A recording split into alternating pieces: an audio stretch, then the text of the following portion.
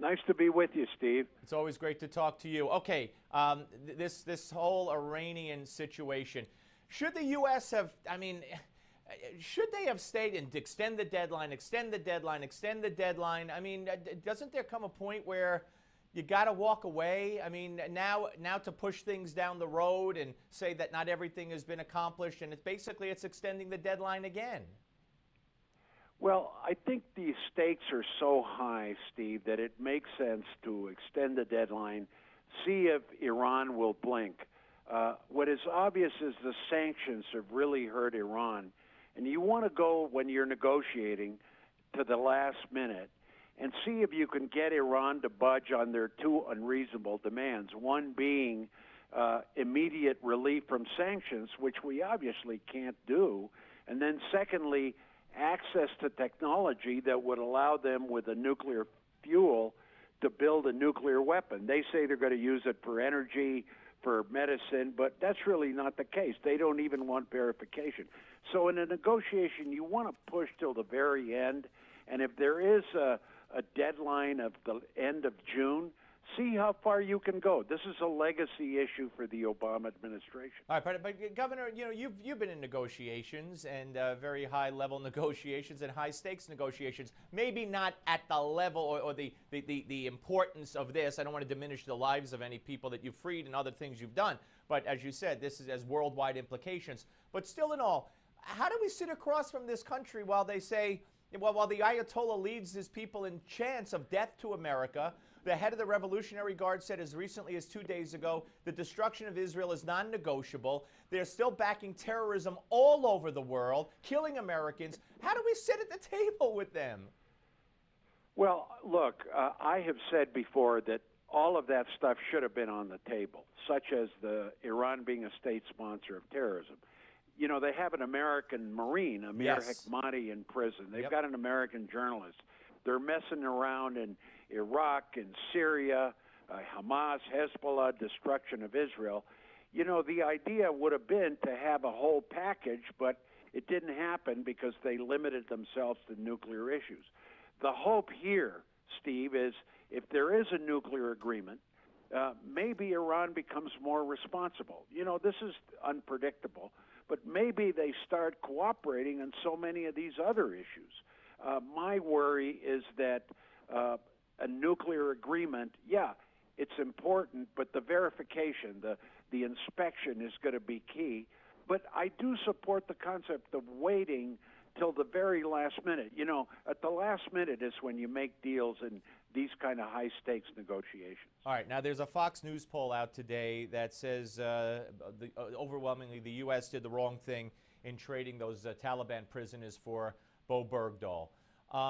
Shouldn't the administration be feeling ashamed, sorry, regretful, instead of saying, oh, we would do it again. We don't regret it? Well, I think that has come out because it's obvious that the Army has charged Bergdahl with desertion. But I think as somebody that's been involved in these negotiating American citizens, American prisoners, soldiers especially, you can't leave a soldier behind, Steve. And that was the fundamental precept. Yeah, obviously, these Talibans, the five, they're going to be messing around. You know, I would say right now the deal is a wash because of the desertion issue. But you cannot, number one, negotiate with terrorists. We had an ex parte negotiator. We had a mediator there, the Qataris. But at the same time, you can't leave a soldier behind. Yeah, well, it just seems like the guy left on his own, so it's going to be debatable for a long time. All right, stay where you are.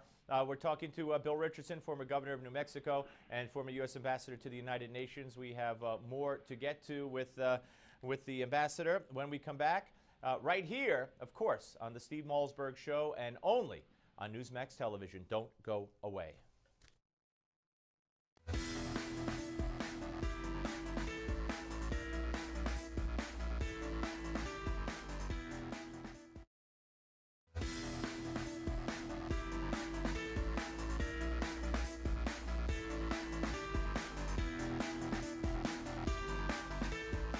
All right, we're back with Governor Bill Richardson, ladies and gentlemen. And Governor, what happened today, Al-Shabaab invades a school in Kenya, separates the Christians from the Muslims, slaughters the Christians, at least 70 slaughtered, 60 critically wounded. They're holding hostages. I mean, they warned on the internet they would do this, and people there thought it was an April Fool's gag yesterday. What should our reaction be? I mean, I know it's in Kenya.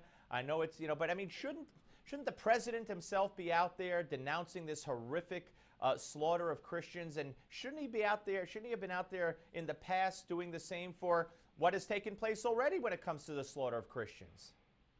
Well, I do believe the president will make a very strong statement. I think he's probably right now on the Iran issue, but what is needed here is an international coordinated response. We have to provide more intelligence assistance. We have to get the Europeans involved to help in terrorist situations like this in Africa. We've got a very viable military operation in Africa. We should apply all our assets to try to prevent and try to give some kind of assistance to groups in Nigeria against this Boko Haram group. In Kenya, terrorism, Steve, is becoming a worldwide phenomenon. It's not just the Middle East. No, which takes us back to Iran, though, doesn't it, in a sense? That's right. That's right. Iran is a state sponsor of terrorism. They give money to a lot of these groups. They give weapons. This is why my hope is that these issues are on the table. Now, the administration is fighting a little bit of a lonely battle here because our European allies, they're on our side, Germany, the P5, but then you got Russia, you got China that are not exactly leaning on Iran to really reduce or terminate their nuclear capacity, much less get involved in these other issues that should be on the table, like Iran being a state sponsor of terrorism. All right. Now, you of course, as a former UN ambassador, just recently, and it hasn't gotten much publicity at all. First, the UN Human Rights Commission declared that Israel is the biggest rights violator when it comes to women. And then they determined a couple of days after that Israel is the biggest human rights violator on the planet. Now, why are we even there? Well, Iran, the UN has always been very hostile to Israel. I used to fight them off when I was UN ambassador. There would be votes like 158 to 3. The U.S., Israel, and Palau on one side and 180 countries against us. Israel is not a human rights violator. Israel is a viable democracy. It's the politics of the UN, dominated by the PLO, dominated by the Irans and Cubas and Syrias. The Human Rights Commission itself is a joke. It always has been.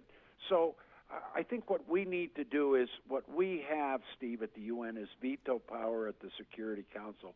That's where the real action is. But, our ally Israel is isolated there. They try to get into the European Union. They finally did, but with a lot of difficulty. So Israel is isolated. Well, do you fear, one more question for you here on this, do you fear that the administration will further isolate them by siding with these other countries against Israel when it comes to a formation of a Palestinian state and maybe other issues? As Obama has threatened, so. No, the U.S. will stand very firmly with Israel. Now, there's no question, Steve, that there's very bad blood between the administration and Bibi Netanyahu, the prime minister. But I think that hopefully will subside.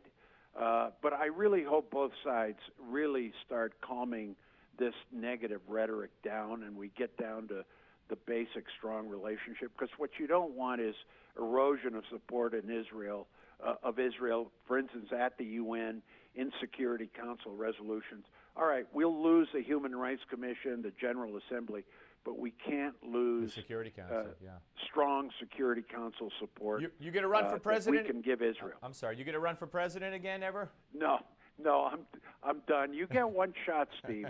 And I had. Wait a minute. Don't tell that to Hillary. No, well, that's my view. She's She's a top-level candidate. I was second tier. I'm done. Who do you think might emerge from the Republican side? Do you have any idea, any clue? I think Jeb Bush will be their candidate, and I think he'll be tough. I think it'll be Hillary against Bush. Yeah. It could go either way. I'll be supporting Hillary, although she doesn't like me. But at the same time, why doesn't she like you? Well, because I endorsed Obama. You already forget. See, everyone's forgotten. Well, then endorse the Republican. I wish we had more time. You've given us so much. I'd love to talk to you about her record as Secretary of State. Maybe next time. Okay. Listen, always a pleasure having you on, sir. Thank you, Steve. Take care. Bill Richardson, ladies and gentlemen, right here. Hillary and Clinton and Bush. Bush and Clinton. Oh, boy. All right, we're coming back with Carly Fiorina, who wants to run for president.